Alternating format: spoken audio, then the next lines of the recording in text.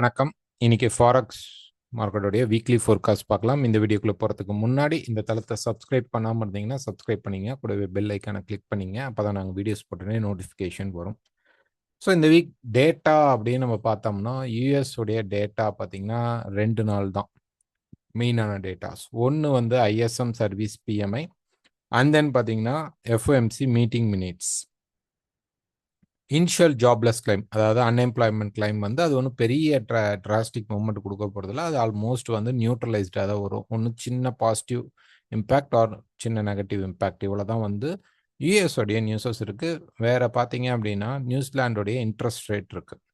Okay, so இப்போ இருந்து coming ஒரு 3-4 வீக்ஸ் வந்து மார்க்கெட் வந்து எதை பேஸ் பண்ணி ஓட போகுது அப்படின்னு பார்த்தீங்கன்னா ஃபெட் இன்ட்ரெஸ்ட் ரேட்டை பேஸ் பண்ணி தான் மார்க்கெட் வந்து ஓடும். இந்த ஃபெட் இன்ட்ரெஸ்ட் ரேட் பார்த்தீங்க அப்படின்னா ஒரு வருஷத்துக்கு 8 முறை நடக்கும். ஓகேங்களா, ஒரு வருடத்தில் 8 முறைகள் வந்து நடக்கும். அதில் வந்து கிட்டத்தட்ட 4 ஃபினிஷ்ட் ஆயிடுச்சு. இன்னும் ரிமைனிங் 4 இருக்கு. இந்த 2026ல் நமக்கு இன்னும் 4 இருக்கு. ஓகே, அது வர ஜூலை 29th ஒன்று இருக்கு, தென் செப்டம்பர் இருக்கு, அதுக்கப்புறம் பார்த்தீங்கன்னா அக்டோபர் இருக்கு அண்ட் டிசம்பர் இருக்கு. ஸோ இதெல்லாம் தான் வந்து பார்த்தீங்க அப்படின்னா அடுத்த வரக்கூடிய ஃபெட் இன்ட்ரெஸ்ட் ரேட். இந்த ஃபெட் இன்ட்ரெஸ்ட் ரேட்டில் அவங்க ஆல்ரெடி சொல்லியிருக்காங்க, ஃபெட் இன்ட்ரெஸ்ட் ரேட் வந்து ஒரு தடவை உயர்த்துறதுக்கான வாய்ப்பு இருக்கு அப்படின்னு சொல்லியிருக்காங்க. அது எந்த டைம்ல இருக்கும், கம்மிங் ஜூலைல இருக்குமா அப்படின்னா வாய்ப்புகள் ரொம்ப ரொம்ப கம்மி. செப்டம்பர் ஆர் டிசம்பர்ல இருக்கிறதுக்கான ப்ராபபிலிட்டி அதிகமாக இருக்கும். ஸோ இப்போ ஒரு வேளை இன்ட்ரெஸ்ட் ரேட் வந்து இன்க்ரீஸ் பண்ணிட்டா இது யூஎஸ்க்கு பாசிட்டிவாக அமையும். ஓகேங்களா, ஸோ இன்ட்ரெஸ்ட் ரேட் வந்து இன்க்ரீஸ் பண்ணிட்டா பாசிட்டிவாக அமையும். ஸோ இந்த வீக் வரக்கூடிய டேட்டாஸ், அப்கமிங் டேட்டாஸ் எல்லாமே வந்து டைரக்டாவோ இன்டைரக்டாவோ இந்த ஃபெட்டோடைய இன்ட்ரெஸ்ட் ரேட்டை பேஸ் பண்ணி தான் பேசிட்டு இருப்பாங்க. பட் ப்ராபப்ளி பார்த்தீங்க அப்படின்னா பெருசாக வந்து இன்ட்ரெஸ்ட் ரேட் ஏற்றுறதுக்கான எந்த ஒரு சைனும் இது வரைக்கும் தெரியல. ஓகே, செப்டம்பரில் நம்ம கண்டிப்பாக எதிர்பார்க்கலாம். ஓகே, அதுக்கான அனௌன்ஸ்மெண்ட் வந்து இந்த ஜூலையில் நடக்கும். அதுவுமே யூஎஸ்க்கு பாசிட்டிவாக அமையறதுக்கான சான்சஸ் இருக்குது. ஸோ ஃபஸ்ட்டு டாலர் இண்டெக்ஸ் பார்த்தரலாம். ஸோ டாலர் இண்டெக்ஸ் பொறுத்த வரைக்கும் டாலர் இண்டெக்ஸ் இப்போ எப்படி இருக்குது அப்படின்னு பார்த்தீங்கன்னா அந்த ரெசிஸ்டன்ஸ் ஏரியாக்குள்ள, இதுதான் நம்மளுடைய ரெசிஸ்டன்ஸ் ஏரியா, இது வந்து சப்போர்ட் லெவல், இது வந்து ரெசிஸ்டன்ஸ் லெவல். ஸோ இந்த ரெசிஸ்டன்ஸ் ஏரியாவை போய் மார்க்கெட் மீட் பண்ணியிருக்கு. So price one more drop வந்துட்டு இப்படி ஹையர் போகும். பட் இந்த ஹையை ப்ரீச் பண்ணுவானா அப்படிங்கிறத விட ப்ரைஸ் கீழே வந்து தான் மார்க்கெட் சப்போர்ட் ஆகிறதுக்கான சான்சஸ் உண்டு. இப்போ நம்ம வந்து ஒரு 4 hour டைம் ஃப்ரேம் போய் பார்த்தோம் அப்படின்னோம்னா மார்க்கெட்டில் இந்த இடம், ஓகே, நான் வந்து கொஞ்சம் டீட்டெயில்டாக சொல்கிறேன். ப்ரைஸ் என்ன ப்ரொசீஜரில் வந்துட்டுருக்கு அப்படின்னு பார்த்தீங்கன்னா இந்த இடம் நமக்கு மார்க்கெட்டில் தொடர்ச்சியாக பார்த்தீங்க அப்படின்னா இந்த இடத்துல ப்ரைஸ் வந்து ஒரு சப்போர்ட்டை ரெசிஸ்டன்ஸ் ஆக்கி திருப்பி சப்போர்ட்டை ரெசிஸ்டன்ஸ் ஆக்கி திருப்பி சப்போர்ட்டை இப்போ போகக்கூடிய மார்க்கெட் ரெசிஸ்டன்ஸ் எடுத்தால் ஒன் மோர் ட்ராப் மார்க்கெட்டில் கிடைக்கும். ஓகே, அது எங்கே வந்து நமக்கு வந்து மீட் ஆகும் அப்படின்னு பார்த்தீங்கன்னா இங்கே இருக்கக்கூடிய மேஜர் சப்போர்ட் லெவலுக்கு ஒரு 100 to 100.2 இந்த லெவலுக்கு மார்க்கெட் வந்துட்டு திருப்பி மார்க்கெட் புஷ் பண்ணுறதுக்கான ப்ராபபிலிட்டி தான் இருக்கும். இப்போ நம்ம எந்த ஃபாலில் இருக்கிறோம் அப்படின்னா டவுன் சைட் ஃபாலில் தான் மார்க்கெட் இருக்குது. ஸோ இப்போ இங்கே பார்த்தீங்கன்னா ஒரு டபுள் பாட்டம் மாதிரி போட்டு மார்க்கெட் போனால் கூட இந்த இடத்துல மார்க்கெட் ரெசிஸ்டன்ஸ் எடுத்து ஒரு 4 hour கேண்டில் ஆர் ஒரு டேல வந்து ஒரு செல் புஷ் கிடைச்சிருச்சு அப்படின்னா கண்டிப்பாக இந்த லோவை ப்ரீச் பண்ணி மார்க்கெட் இந்த சப்போர்ட் லெவலுக்கு வந்துடும். ஸோ டாலர் இண்டெக்ஸ் கீழே வரதுக்கான சுச்சுவேஷன் தான் இருக்குது.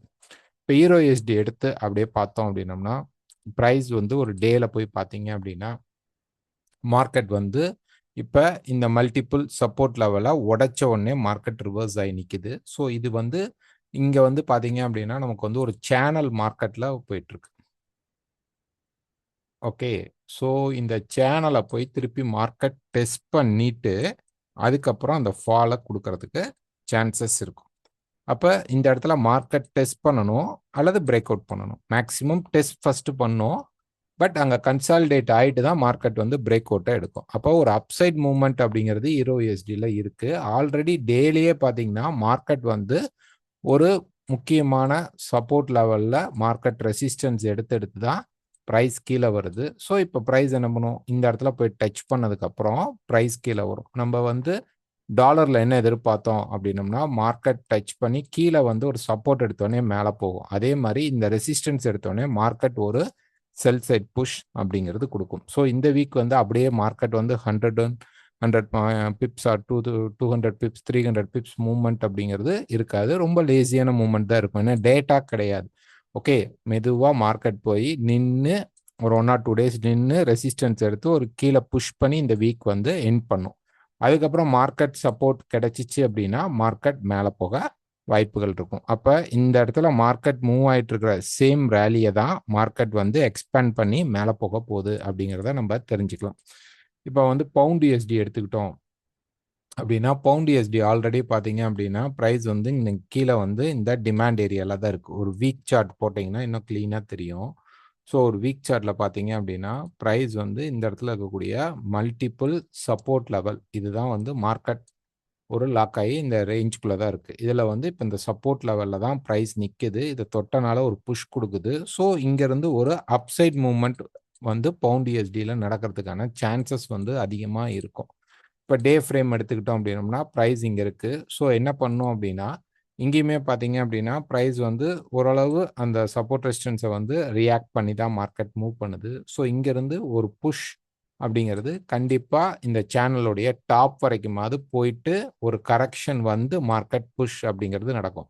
அப்போ இங்கேருந்து இந்த பக்கம் மார்க்கெட் போயிட்டு இருக்க இந்த ரேலியை கண்டினியூ பண்ணும். எங்கெல்லாம் உங்களுக்கு மார்க்கெட் வந்து கீழே இறங்குதோ, ஸோ EURUSDயும் சரி பவுண்ட் USDயும் சரி எடுத்த உடனே என்ன பண்ணும், கொஞ்சம் கீழே இறங்கிட்டு தான் ரேலியை எடுக்கும். ஸோ கீழே இறங்கும்போது நீங்கள் வந்து பை சப்போர்ட்டை ட்ரை பண்ணலாம். எனி பை கிடச்சிச்சு அப்படின்னா ஸ்டாப் லாஸ் யூஸ் பண்ணி பை எடுத்துக்கணும், இல்லைன்னா பை போகக்கூடாது. ஸோ இங்கேயுமே பார்த்தீங்கன்னா மார்க்கெட் மைல்டாக கீழே இறங்கிட்டு ஒரு சின்னதாக கீழே இறங்கி ஒரு புஷ் கொடுத்து மேலே போகும்.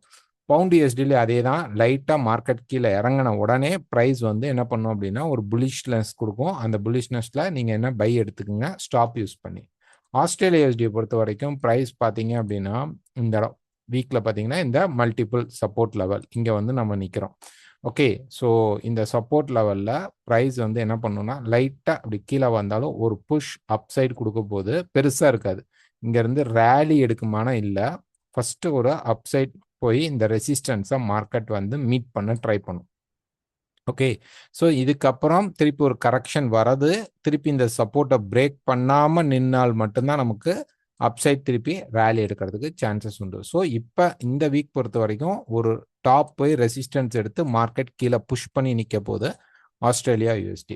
நெக்ஸ்ட் நியூசிலாந்து USD பொறுத்த வரைக்கும் இங்கே வந்து பார்த்தீங்க அப்படின்னா மார்க்கெட் வந்து கிட்டத்தட்ட ஒரு ரன்னிங் ஃப்ளாட் டைப்பில் மார்க்கெட் வந்து நின்றுட்டுருக்கு. ஸோ இங்கேருந்து என்ன ஆகும்னா இப்படி ஒரு மார்க்கெட் புஷ் கிடைக்கிறதுக்கு வாய்ப்பு இருக்கும். பட் நியூசிலாந்து வந்து கொஞ்சம் வீக்கராக இருக்கிறதுனால ரேலி வந்து கொஞ்சம் கம்மியாக இருக்கும். அதிகபட்சம் நம்ம வந்து ப்ரீவியஸாக இருக்கக்கூடிய இந்த சப்போர்ட் லெவலுக்கு ப்ரைஸ் வந்து ரெசிஸ்டன்ஸ் எடுக்கிறதுக்காக வர வாய்ப்புகள் இருக்குன்னு எதிர்பார்க்கலாம். ஸோ ஒரு ஷார்ட்டாக வரும். ஸோ பார்க்கலாம் வரக்கூடிய இதில் வந்து நமக்கு வந்து வெனஸ்டே பார்த்தீங்க அப்படின்னா நியூசிலாண்டோடைய இன்ட்ரெஸ்ட் ரேட் இருக்குது. அந்த டைமில் மார்க்கெட் மூவ்மெண்ட் கிடைக்கிறதுக்கு சான்சஸ் உண்டு. ஒருவேளை US வந்து அப்போவே ரெசிஸ்டன்ஸ் எடுத்து கீழே வர ஆரம்பிச்சிச்சு அப்படின்னா நியூசிலாந்து அது இன்ட்ரெஸ்ட் ரேட் அப்போ ஒரு ஃப்ளாஷ் மாதிரி நமக்கு ஒரு ஷேடோ அப்சைட் கிடைக்கிறதுக்கு வாய்ப்புகள் இருக்கும். நெக்ஸ்ட் பார்த்தீங்கன்னா USD CAD. So USD CAD வந்து வீக்கில் பார்த்தோம்னா இந்த டாப் ரெசிஸ்டன்ஸ் லெவலில் தான் மார்க்கெட் நின்றுட்டுருக்கு. ஸோ இப்போ வந்து ஒரு 4 hour இந்த மாதிரி டே இந்த மாதிரி பார்க்கும்போது ப்ரைஸ் இந்த இடத்துல இப்போ கன்சாலிடேட் ஆகிட்டு இருக்கு இல்லைங்களா. ஒன் மோர் புஷ் இப்படி கொடுத்தா கூட ப்ரைஸ் கீழே கொஞ்சம் கரெக்ஷனாக மார்க்கெட் வரும். அதுக்கப்புறம் தான் திருப்பி இந்த ரேலி ஸ்டார்ட் பண்ண போகுது.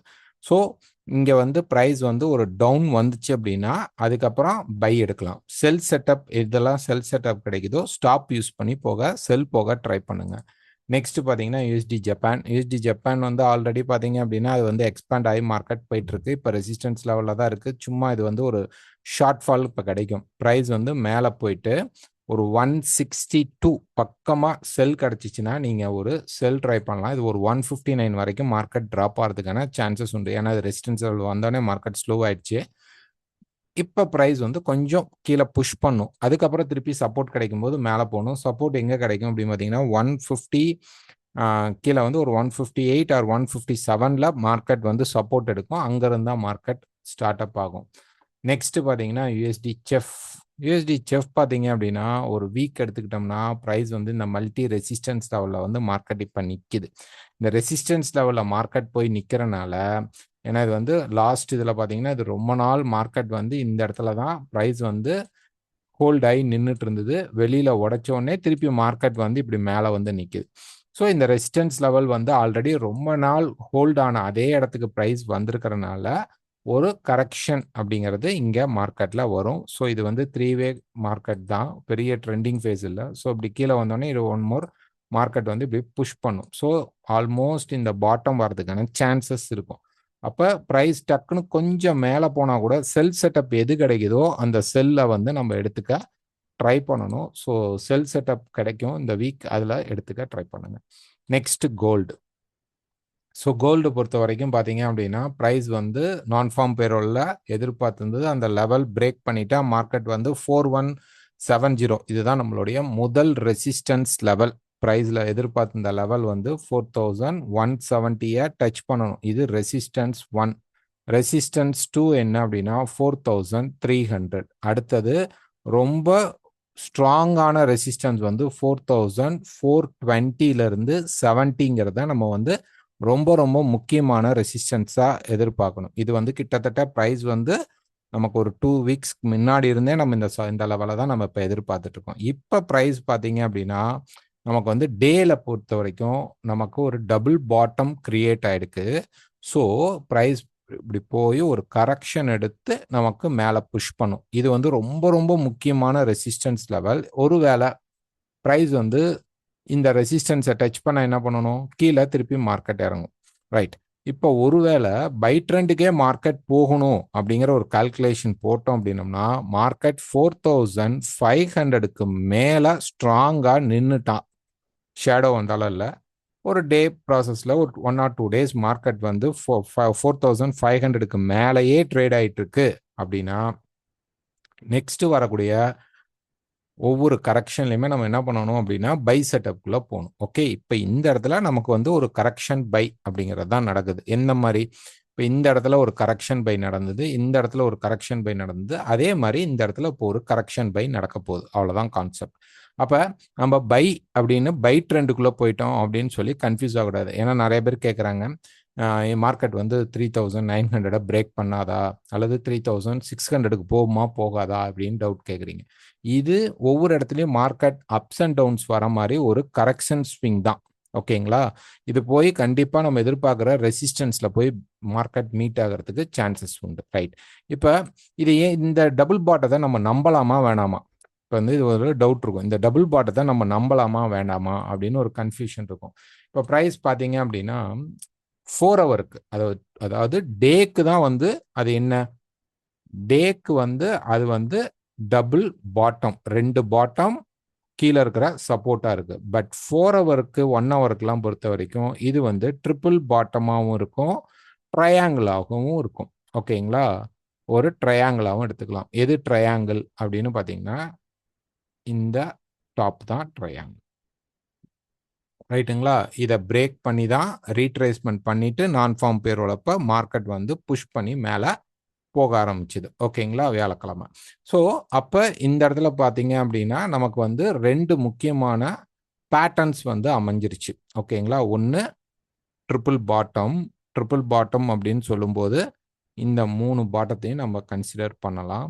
ரைட். இப்போ ப்ரைஸ் பார்த்தீங்க அப்படின்னா நமக்கு ஒரு ட்ரையாங்கிள்குள்ளே அதுக்குள்ளே இருக்குது. ஆல்ரெடி இந்த இடத்துல நம்ம ஒரு 1 ஹவரில் போனீங்கன்னா அந்த ட்ரையாங்கிள் கொடுத்த அதே ஃபார்மேட்டை தான் இப்போ மார்க்கெட் இங்கே நமக்கு இப்போ கொடுத்துட்ருக்கு. ஓகேங்களா, ஸோ இப்போ ப்ரைஸ் வந்து 3 முக்கியமான பாயிண்ட்ஸ் கிடச்சிச்சு. டே அண்ட் 4 ஹவரில் 2, டேயில் 1. ஸோ இதனால தான் நம்ம இந்த இடத்துல லைவ் மீட்லேயே பை எடுங்க, 3990 பிரேக் பண்ணால் சப்போர்ட் கிரியேட் ஆகுது, பை எடுங்க அப்படின்னு சொல்லியாச்சு. நேற்று நம்ம வியாழக்கிழமை நம்ம பார்த்த மார்க்கெட் என்ன அப்படின்னா, இந்த மல்டிபிள் ரெசிஸ்டன்ஸ்க்கு மேலே மார்க்கெட் பிரேக் பண்ணோடனே இந்த பை செட்டப் இருக்குது. இப்போ நெக்ஸ்ட் என்ன? இப்போ இந்த இடத்துல ப்ரைஸ் எடுத்துக்கிட்டோம் அப்படின்னோம்னா, காமன் ப்ரைஸ் வந்து எப்படி ரியாக்ட் ஆகி போயிட்டுருக்கு அப்படிங்கிறத நம்ம பார்ப்போம். இப்போ பாருங்கள், இந்த இடத்துல இருக்கக்கூடிய இந்த மாதிரி ஒரு மல்டிபிள் லெவல்ஸை மார்க்கெட் ரெஸ்பெக்ட் பண்ணி போகுது. ஸோ இங்கேருந்து போகுது, ரெசிஸ்டன்ஸ் எடுக்குது, கீழே வருது, இதே சப்போர்ட்டில் எடுத்துட்டு மார்க்கெட் பிரேக் பண்ணுது, திருப்பி இதே சப்போர்ட்டுக்கு வருது, திருப்பி பிரேக் பண்ணுது, இதே ப்ரீவியஸ் ரெசிஸ்டன்ட்டே சப்போர்ட் வந்து இப்போ மார்க்கெட் மேலே போயிட்டுருக்கு. ஸோ கொஞ்சம் மேலே போனால் கூட, ஓகே, மேலே போனால் கூட 4220க்குள்ளே மார்க்கெட் போனால் கூட இந்த சப்போர்ட் அப்படிங்கிறது நமக்கு முக்கியமான சப்போர்ட் லெவல். எது? இந்த முக்கியமான சப்போர்ட் லெவல். ஏன்னா இங்கே மல்டிபிள் கண்டென்ட்ஸ் வந்து மார்க்கெட்டில் வந்து ரியாக்ட் ஆகிட்டு இருக்கிற இடம் 4100. ஓகே, ஸோ இது உடைக்கும். ப்ரைஸ் வந்து இதை இப்படி உடைச்சி ஒரு சப்போர்ட் எடுத்து ரேலி ஆகும். அப்போ இந்த கரெக்ஷன் செல் அப்படிங்கிறத நம்ம எதிர்பார்க்கணும். நம்ம நான் ஃபார்ம் பேரோலுக்கு முன்னாடி எதிர்பார்த்தது இந்த இடத்துல அந்த கரெக்ஷன் கொடுத்துட்டானா நம்ம பை ஸ்ட்ராங்காக எடுக்கலாம் அப்படின்னு சொல்லி எதிர்பார்த்துருந்தது. பட் பிரேக் பண்ணிட்டு ரீட்ரேஸ்மெண்ட் வந்து தான் பை கொடுத்துருக்கு. இப்போ நம்ம ஒரு கரெக்ஷன் செல்குள்ளே வரப்போகிறோம். ஓகே, இங்கேருந்து ப்ரைஸ் இப்படி மேலே போனாலும் சரி, இல்லை டைரெக்டாக மார்க்கெட் கீழே வந்தாலும் சரி, இங்கே இருக்கக்கூடிய இந்த சப்போர்ட்டை அப்படி உடைச்சி மார்க்கெட் வந்து சப்போர்ட் எடுத்து மேலே போகும். ஓகே, இதுதான் நமக்கு 4300 மார்க்கெட் போய் ரீச் பண்ணுறதுக்கும், அடுத்தது அங்கே போனோடனே மார்க்கெட் என்ன ஆகிடும்? ரெசிஸ்டன்ஸ் எடுத்து நின்றுக்கும். இப்போ எப்படி 4170க்கு வந்தோடனே மார்க்கெட் ஹோல்ட் ஆகிடுச்சோ, அதே மாதிரி 3300க்கு பக்கத்தில் போனதுக்கப்புறம் மார்க்கெட் ஹோல்ட் ஆகிடும். அங்கேருந்து திருப்பி ஒரு கரெக்ஷன் வரும். அது இதே 200 ஆர் 170 லெவலில் திருப்பி மார்க்கெட் வந்து சப்போர்ட் எடுத்து திருப்பி 4420 போய் மார்க்கெட் வந்து நிற்கும். ஓகே, அதுதான் மேஜர் ரெசிஸ்டன்ஸ். இந்த ஃப்ளோவில் தான் மார்க்கெட் இப்போ நமக்கு நடக்க போகுது. ஸோ ப்ரைஸ் வந்து கீழே வந்தால் 4100 உடைக்கணும். ஓகே, நான் 4100 பை பண்ணுங்க அப்படின்னு நான் சொல்லலை. 4100க்கு அப்புறம் எனி சப்போர்ட் நீங்கள் வந்து என்ன பண்ணலாம் அப்படின்னா, நீங்கள் பை எடுக்க ட்ரை பண்ணுங்க. ஓகே, எப்படியும் 80 அந்த மாதிரி லெவல்ஸ் வரும். 80 ஆர் 90 அந்த மாதிரி லெவல்ஸில் தான் மார்க்கெட் வந்து டேர்ன் ஆகும். அப்போ நான் இந்த இடத்துல ஒரு செல் எடுக்கலாமா அப்படின்னா, ப்ரைஸ் இப்படி நேராக மேலே போயிட்டு திரும்பினா அப்போ நீங்கள் செல் பண்ணலாம். ரைட், டைரெக்டாக இங்கே வந்தால் இது வந்து உங்களுக்கு வந்து டக்குன்னு திருப்பி இன்னொரு புஷ் கொடுத்துரும். இந்த இடம் வந்து அவ்வளோ கரெக்டாக இந்த செல் வந்து இப்போ ஸ்டார்ட் ஆகி வருது அப்படின்னு சொல்ல முடியாது. இது இந்த இடத்துல 2 குழப்பங்கள் வரும். மேலே பிரேக் பண்ணிட்டா நம்ம வந்து ஒரு கரெக்ஷன் செல்குள்ளே போகலாம். அது வந்து 4100 வரைக்கும் கிடைக்கும். அதுக்கப்புறம் நம்ம சப்போர்ட் எடுக்கலாம். பட் மண்டே மார்க்கெட்லேயே ப்ரைஸ் வந்து கீழே வருது அப்படின்னா திடீர்னு மார்க்கெட் வந்து திருப்பி இந்த ஹையவும் பிரேக் பண்ணும், அல்லது டைரெக்டாக நம்ம எதிர்பார்க்குற சப்போர்ட்டுக்கும் வரும்.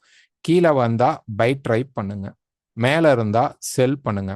ஓகே, இப்போ நான் சொன்னதெல்லாம் நடக்கணும், இப்படி தான் நடக்கணும்னு இல்லை. இது ஒரு யூகிச்சுக்கிறோம், இப்படி தான் நடக்கணும்னு சொல்லிட்டு ஒரு யூகிச்சுக்கிறோம். இது தப்பாக நடக்கிறதுக்கு வாய்ப்புகள் இருக்கும். அதனால கண்டிப்பாக ஸ்டாப் லாஸ் யூஸ் பண்ணாமல் ட்ரேட் பண்ணக்கூடாது. ஸ்டாப் லாஸ் யூஸ் பண்ணி தான் ட்ரேட் எடுக்கணும். எல்லாமே ஒரு கெஸ்ஸிங் என்ட்ரி தான். இதில் தவறுகள் நடக்கிறதுக்கு வாய்ப்பு இருக்கும். ஒரு லெவலாக மார்க்கெட் எப்படியாவது போய் ரீச் பண்ணுவான், ஆனால் அவன் போகிற பொசிஷன் எப்படி போவான் அப்படிங்கிறது, கீழே வந்துட்டு போவானா இல்லை டைரெக்டாக போவானாங்கிறது தெரியாது. அந்தந்த லெவல்ஸ்க்கு வரும்போது சில இடங்கள்ல நம்ம ரெசிஸ்டன்ஸ் எடுக்கிற இடத்துல ரெசிஸ்டன்ஸ் எடுத்துக்கணும், அப்போ செல் பண்ணிக்கணும். சப்போர்ட் எடுக்கிற வர இடத்துல நம்ம பை பண்ணிக்கணும் வித் ஸ்டாப் லாஸோட. ஓகேங்களா? ஸோ ஒன்று கீழே அல்லது மேலே போயிட்டு டேர்ன் ஆச்சுன்னா கண்டிப்பாக கரெக்ஷன் செல் அப்படிங்கிறத நம்ம எடுத்துக்கலாம். ஓகேங்களா? எங்ககிட்ட அக்கௌண்ட் ஓப்பன் பண்ணும். இந்த வீடியோ உங்களுக்கு பிடிச்சிருக்கு, இல்லை வேற ஏதாவது டெக்னிக்கல் டவுட்ஸ் இருந்தால் நீங்கள் வந்து மண்டே டு ஃப்ரைடே நீங்கள் வந்து இந்த நம்பருக்கு வாட்ஸ்அப் பண்ணிட்டு நீங்கள் கால் பண்ணுங்க. நான் உங்களுக்கு எனக்கு தெரிஞ்சதை நான் உங்க கூட ஷேர் பண்ணுவேன்.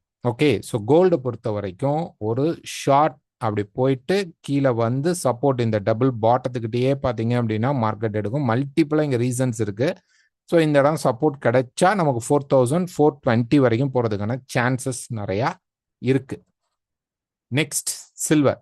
ஸோ கோல்டு போகும்போது ஆட்டோமேட்டிக்காக சில்வர் என்ன பண்ணுன்னா அதோடைய பாத்து தேடி போகும். இப்போ சில்வரில் பார்த்தீங்க அப்படின்னா 62க்கு மேலே ஹோல்ட் ஆயிடுச்சு.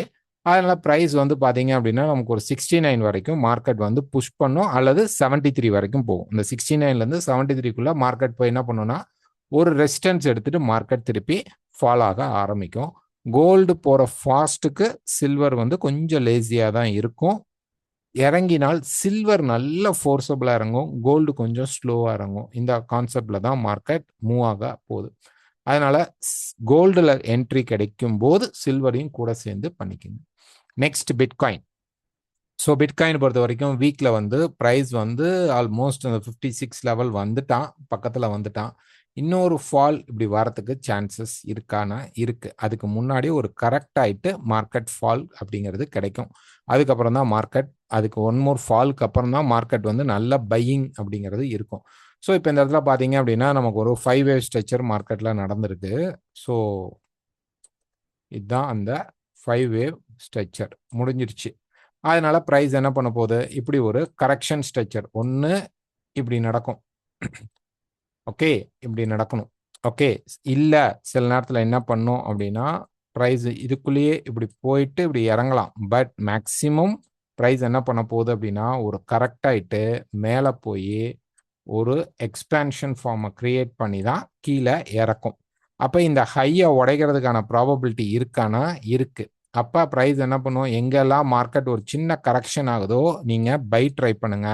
அது 68 வரைக்கும் போகிறதுக்கான 68,000 வரைக்கும் போகிறதுக்கான ப்ராபபிலிட்டி இருக்கும். கொஞ்சம் கீழே இறங்கும் போது நீங்கள் பை பண்ணிக்கணும். ஓகே, ஆஸ் எப்போ எடுக்கலாம் அப்படின்னா கோல்டில் சொன்ன அதே லெவல்ஸ், கோல்டுடைய லெவல்ஸ் வரும்போது பிட்காயின் அதே டைமுக்கு ஒரு கரெக்ஷன் வரும். அந்த டைமில் நீங்கள் பை ட்ரை பண்ணீங்க அப்படின்னா ப்ரைஸ் வந்து மேலே போகும். ஸோ இங்கேருந்து இந்த ஃபால் நல்ல இந்த இடத்துல இருக்கக்கூடிய சப்போர்ட் அப்படிங்கிறது நல்ல சப்போர்ட் தான். பட் இப்படி மேலே போய் எக்ஸ்பேண்ட் பண்ணி இன்னொரு ட்ராப் கொடுத்ததுக்கு அப்புறம் நம்ம வந்து எதிர்பார்க்கலாம் பிட்காயினில் ஒரு நல்ல ரேலி இருக்கும். கரெக்ஷன் பையாக கூட நம்ம எக்ஸ்பெக்ட் பண்ணலாம். நல்ல ஒரு பை அப்படிங்கிறது இருக்கிறதுக்கு சான்சஸ் அதிகமாக இருக்கும். ஆனால் அது இப்போ டைரெக்டாக இங்கேருந்து மேலே அவ்வளோ ஸ்பீடாக ஒரு 85 உடைக்குது இல்லை 90 போகுமா அப்படின்னா இப்போ போகாது. இப்போ லைட்டாக மேலே ஏறிட்டு ஃபால் ஆகும். Okay, oil. ஸோ ஆயில் பொறுத்த வரைக்கும் ப்ரைஸ் வந்து யூஎஸ்க்கும் அண்ட் ஈரானுக்கும் ஓரளவு செட்டில்மெண்ட் இருக்குது. ஸோ மார்க்கெட் வந்து இங்கேருந்து இந்த ரேலி ஸ்டார்ட் பண்ண இடத்துக்கே ஆல்மோஸ்ட் வந்துட்டான். ஓகே, இங்கே வந்து பார்த்தீங்க அப்படின்னா மார்க்கெட் வந்து இங்கே வந்து ஹோல்ட் ஆகி நின்றுச்சு. இந்த இடத்துல இருந்தால் நமக்கு அந்த மேலே போனது அவங்க புக்கிங் பண்ணி மார்க்கெட்டை கீழே கொண்டு வந்து அதோடைய பொசிஷனுக்கே வந்துட்டாங்க. இன்னும் ஒரு 1 மோர் ஃபால் இப்படி வரும். வந்ததுக்கப்புறம் ஒரு ஷார்ட் டேர்ம் கரெக்ஷன் வரும். அப்போ செல் பண்ணிங்கன்னா திருப்பி மார்க்கெட் நல்லா ஃபால் ஆகும். அதை வந்து நம்ம ஒரு 78 வரைக்கும் மேலே ஏறுறதுக்கான சான்சஸ் உண்டு. இப்போ 10 பாயிண்ட் ஏறுமா தெரில, அது என்ன டேட்டா வரும் என்னங்கிறது தெரியல. ஒரு ஃபால் வந்ததுக்கப்புறம் மார்க்கெட் மேலே ஏறிச்சு அப்படின்னா மினிமம் 75 வரைக்குமாவது மார்க்கெட் மேலே போயிட்டு ரெசிஸ்டன்ஸ் எடுத்துட்டு அதுக்கப்புறம் தான் திருப்பி ஃபால் ஆகும். அது வந்து நமக்கு 50 வரைக்கும் இறங்குறதுக்கான ப்ராபபிலிட்டி இருக்குது. ஸோ பார்க்கலாம். இது மெயினாக வந்து நியூஸ் பேஸ் பண்ணி தான் நம்ம பார்க்க முடியும். இப்போ நிஃப்டி பொறுத்த வரைக்கும் பார்த்தீங்க அப்படின்னா ப்ரைஸ் இப்போ மேலே போயிட்டுருக்கு. ஒரு 4 hour சார்ட்டில் பார்த்தீங்க அப்படின்னா எப்போ நமக்கு வந்து ப்ரைஸ் பிரேக் ஆகுதோ 24,000 பிரேக் பண்ணி ஹோல்ட் ஆகுதோ ஒரு 270 பாயிண்ட் இருக்கு, அதை உடைத்தால் மார்க்கெட் திருப்பி கரெக்ட் ஆகிறதுக்கான சான்சஸ் அதிகமாக இருக்கும். ஓகே, ஸோ மேலே பெருசாக ஸ்டே ஆகிறதுக்கு வாய்ப்பு இல்லை. ஆல்ரெடி இந்த கரெக்ஷனுக்கு இந்த இடத்துல மார்க்கெட் இங்கேருந்து ஒரு ரேலி வந்துட்டு கரெக்ட் ஆனதுக்கு இப்படி மேலே போயிட்டுருக்கு. இந்த ஹையை பெருசாக ப்ரீச் பண்ணுற மாதிரி தெரியல. ஓகே, ஸோ இந்த ஏபிசி கரெக்ஷனில் இங்கேருந்து மார்க்கெட் ஃபால் அப்படிங்கிறது நடக்கிறதுக்கு சான்சஸ் அதிகமாக இருக்கும். ஸோ செல் செட்டப் எது கிடைச்சாலும் நிஃப்டியில் செல் எடுத்துக்க ட்ரை பண்ணுங்கள். இந்த வீடியோ பிடிச்சிருந்தா மறக்காமல் லைக் பண்ணுங்கள், ஷேர் பண்ணுங்கள், கமெண்ட் பண்ணுங்கள். தேங்க்யூ.